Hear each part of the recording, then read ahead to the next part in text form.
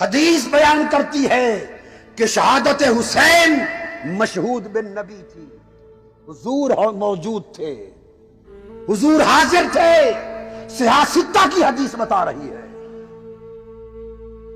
وہ خون بھی جمع کر رہے تھے اور وہ حسین کو تسلی بھی دے رہے تھے، آواز دے رہے تھے، بیٹا حسین آج میرے کندھوں کی سواری کی لاج رکھ لینا، حسین میری زبان چوسنے کی لاج رکھ لینا۔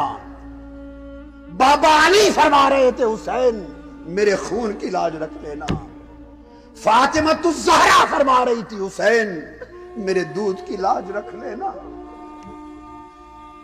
کئی قدم ڈگمگا نہ جائے۔ حسین خیمہ زن ہے کربلا میں، گلشن رسالت کے پھول اندر ہیں، شہزادیاں اندر ہیں، پاک بیبیاں اندر ہیں، اس فاطمہ کی بیٹیاں اندر ہیں جس کے لیے محشر کا دن نگاہیں جھکانے کا اعلان آئے گا۔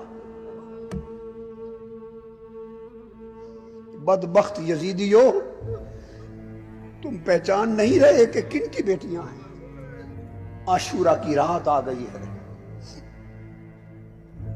10 محرم سے پہلی رات ہے عاشورہ کی۔ تھکے ماندے حسین امام ابن کثیر البدایہ والنہایہ میں بیان کرتے ہیں، ٹیک لگا کے تھکا ہوا حسین تھوڑی دیر کے لیے بیٹھا، آنکھ لگ گئی۔ ابن زیاد اور یزید کے لشکروں نے اہل بیت کے خیموں پر حملے کا فیصلہ کر لیا۔ بدبخت لشکری خیمہ ہائے اہل بیت کی طرف بڑے، ایک شور ہوا۔ فاطمہ الزہرا کی شہزادی سیدہ زینب باہر آئی، دیکھا شور کیسا ہے، رات کا اندھیرا ہے، شب عاشور ہے۔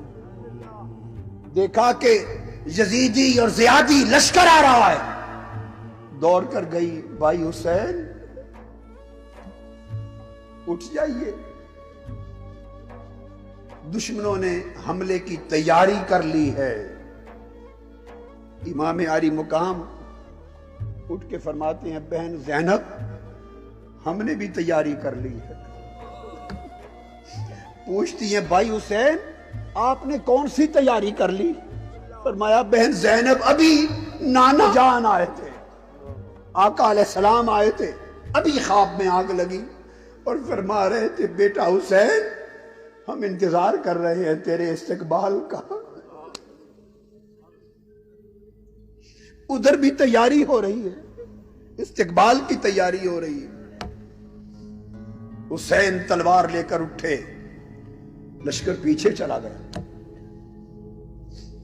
صبح میدان جنگ لگ چکا ہے، حسین نے اپنے بابا کا امامہ پہنا ہے، ہاتھ میں تلوار ہے بابا کی، تاجدار کائنات کی۔ شہزادہ حسین، مصطفیٰ کے کندھوں پہ سواری کرنے والا حسین،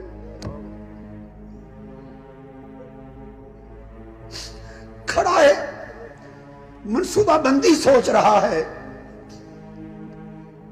گرد میں ایک گھوڑے پر سوار آ کے سامنے کھڑا ہوتا اور آ کے پوچھتا ہے، حسین کیا میری معافی ہو سکتی؟ میرے آقا حسین نے پوچھا، تو کون ہے؟ اس نے کہا، وہی ہوں جو آپ کو یہاں لے آیا اس مردار دنیا کی خاطر،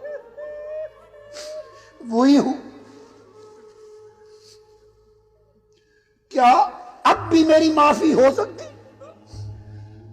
آپ نے فرمایا، نام تو بتا تو کون ہے؟ اس نے کہا، آپ کا مجرم ہوں، مجھے حر کہتے۔ فرمایا، میں نانا سے کہوں گا تو دنیا میں بھی آزاد اور آخرت میں بھی آزاد کر دیا جائے گا، نیچے آ جا۔ اس نے توبہ کر لی، فرمایا نیچے آ جا، اور نے جواب دیا حسین زندہ نیچے نہیں آؤں گا، اب لاش میری آپ کے قدموں میں آئے گی۔ اور حسین کا یہ ہور شہید ہو گیا۔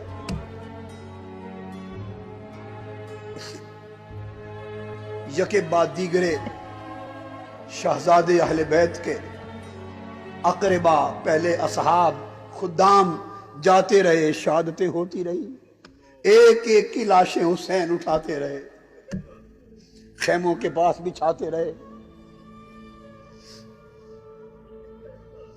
پھر جب سارے رخصت ہو چکے تو خیمے سے ایک خوبصورت جوان نکلتا ہے، وہ شبیہ مصطفیٰ ہے۔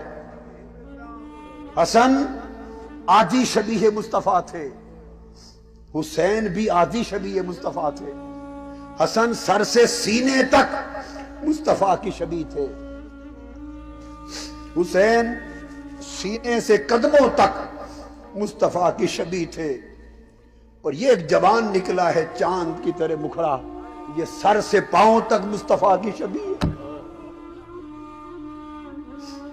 یہ کون ہے؟ یہ علی اکبر ہے۔ عرض کرتے ہیں بابا جان اب سارے شہید ہو چکے، اب دعا دے کہ مجھے رخصت کرے اور اجازت دے۔ امام حسین دعاؤں کے ساتھ علی اکبر کو رخصت کرتے اور خود آگے بڑھ کے دیکھنا چاہتے ہیں کہ میرا بیٹا علی اکبر کتنی جوان مردی کے ساتھ یزیدی لشکر پر حملہ کرتا ہے اور کس شجاعت کا مظاہرہ کرتا ہے، مگر یکایک علی اکبر گرد میں گم ہو جاتا ہے۔ حسین دیکھنا چاہتے ہیں کہ جوان بیٹے کی لڑائی کا رنگ دیکھو، منظر دیکھو، مگر نظر نہیں آتے۔ بس اتنا پتا چلتا ہے کہ جس طرف یزیدی لشکر بھیڑ بکریوں کی طرح بھاگتا نظر آئے، حسین سمجھتا ہے کہ علی اکبر اسی سمت ان کے پیچھے جا رہا ہے۔ یہ منظر دیکھتے رہے، اچانک تھوڑی دیر گزری کہ گھوڑا دوڑا کہ علی اکبر واپس آئے۔ پوچھا بیٹا علی اکبر واپس کیوں آ گئے ہو؟ عرض کہ ابا جان پیاس بہت لگی، اگر تھوڑا سا پانی مل جائے تو تازہ دم ہو کر ان بدبختوں کو پھر میں جا کے سبق دکھاؤں۔ میرے حسین نے، میرے آقا حسین نے علی اکبر کو سینے سے لگا لیا، فرمایا بیٹا پانی تو نہیں ہے، منہ کھول۔ علی اکبر نے منہ کھولا، حسین نے اپنی سوکھی ہوئی زبان علی اکبر کے منہ میں ڈال دی، فرمایا بیٹا علی اکبر اسی کو چوس لے، اسی کو چوس لے۔ میرے بابا بھی اسی طرح اپنی زبان مجھ کو چوساتے تھے، میں بھی بابا کی زبان، نانا کی زبان اسی طرح چوستا تھا۔ شاید اسی لیے چوساتے تھے کہ آج کے دن آپ کو زبان چوسانی تھی، اسی کا رس منہ میں گھول لے۔ علی اکبر کو پھر تازہ ہمت مل گئی، میدان میں گئے۔ کچھ لمحے گزرے تو آواز بلند ہوئی، یا آبادا، ابا جان۔ سیدہ زینب کہتی ہیں بھائی حسین، علی اکبر کی آواز ہے۔ حسین دوڑ کے پہنچتے ہیں، وہ زمین پر ہیں، نیزہ ان کے سینے میں پیوست ہو چکا ہے۔ حسین نے علی اکبر کو گود میں لے لیا، پوچھا بیٹا زیادہ تکلیف ہے؟ کہ ابا جان یہ سینے کا پھل نکال لیں تو میں پھر لڑوں گا۔ حسین نے پھل نیزے کا نکالا، خون کا فوارہ نکلا، روح قفس انصری سے پرواز ہو گئی۔ علی اکبر جنت المأوی میں جا پہنچے۔ علی اکبر کی لاش اٹھا کر حسین واپس آئے۔ ابن عساکر بیان کرتے کہ جب امام حسین کربلا میں پہنچے اور علی اکبر کو لینے گئے تھے، عمر 56 برس 5 ماہ اور کچھ دن تھی، 56.5 برس عمر مبارک تھی، سر اور داڑھی کا ایک بال بھی سفید نہ تھا، جب علی اکبر کی لاش کو اٹھا کر خیمے میں پہنچے تو حضرت سکینہ کہتی ہے پھوپھو جان سیدہ زینب کو بابا بوڑھے ہو گئے، بابا بوڑھے ہو گئے۔ جوان قاسم روانہ ہوتے، حسن کا پیکر ہے، کڑیل جوان، ان کا وقت شہادت آتا ہے۔ حسین نے حضرت قاسم بن حسن کی لاش بھی اٹھائی۔ امام ابن کثیر بیان کرتے ہیں اتنے بڑے کڑیل جوان ہیں کہ حسین نڈھال جسم سے جب حضرت قاسم کو اٹھا کے لا رہے تھے تو ان کے پاؤں زمین پر گھسیٹتے آ رہے تھے، لا کر علی اکبر کے ساتھ بچھا دیا، اندر خیموں میں گئے، سب کو سلام کیا، نصیحت کی، تلقین کی۔ بہن سیدہ زینب کو کہا اب لٹا پوٹا قافلہ دھیان سے لے جانا اور میری کامیابی کی دعا کر دے میری بہن۔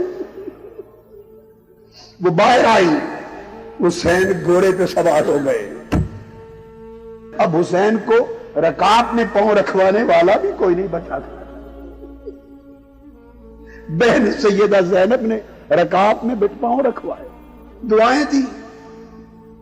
امام عالی مقام نے گھوڑے کی لگام کھینچی کہ آگے چلے، گھوڑا نہیں چلتا، پھر لگام کھینچی زور سے کہ آگے چل، گھوڑا سر نیچے کرتا ہے، آگے نہیں چلتا۔ تیسری بار پھر لگام کھینچی، گھوڑا چلتا کیوں نہیں، وہ سر نیچے کرتا ہے۔ حسین سمجھ گئے، اتر کے نیچے جو آ کے دیکھا کہ چھوٹی سکینہ گھوڑے کی ٹانگوں کو لپٹ کے کھڑی ہے، ٹانگوں سے لپٹ کے کھڑی، رو رہی ہے اور کہہ رہی ہے گھوڑے میرے بابا کو نہ لے جا، میرے بابا کو نہ لے جا، مجھے بابا رات کو اپنے سینے پہ لٹا کے سلاتے ہیں، جو گیا ہے واپس نہیں آیا، میں کس کے سینے پہ لیٹوں گی،